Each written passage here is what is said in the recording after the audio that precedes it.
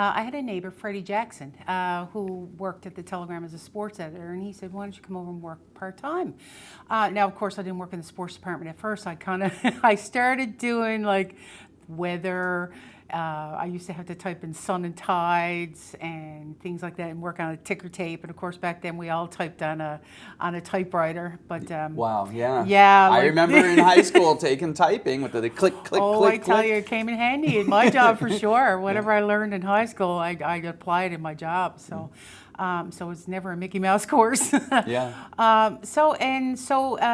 After a couple of years, I started working part-time in the sports department, and I covered local sports here, taking scores, everything from softball, baseball, hockey to harness racing. And then I worked full-time, of course, in the summer. Of course, all the while I worked my way up through high school and university. And then I was offered a full-time job, and so I worked full-time sports reporter for like 15 years.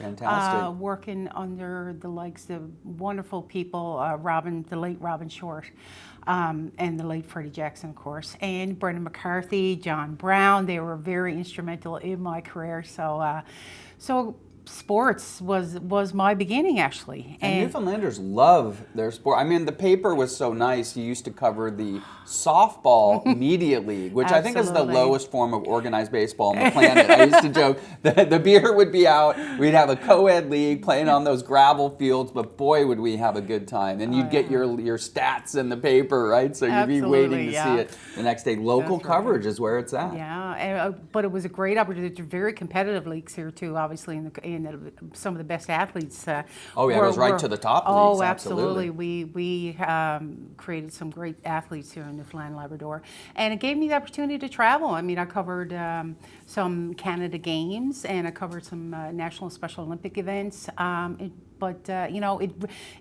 think sports was a great place to start because it allowed me to be so creative with the writing process and everything, and get out and see things, and I think that was a wonderful start. So I guess around 2005, I started in news.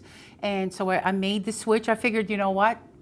I think it's time for a change. I really like to explore the news world. And some great people gave me the opportunity to do that. And then a year later, they asked if I would cover the court beat. And I went, what? I really had no idea about court, and it was pretty intimidating when I first went down there to the court. And everybody's intimidated going down to court. It's actually open to the public, but nobody really wants to go down there, right?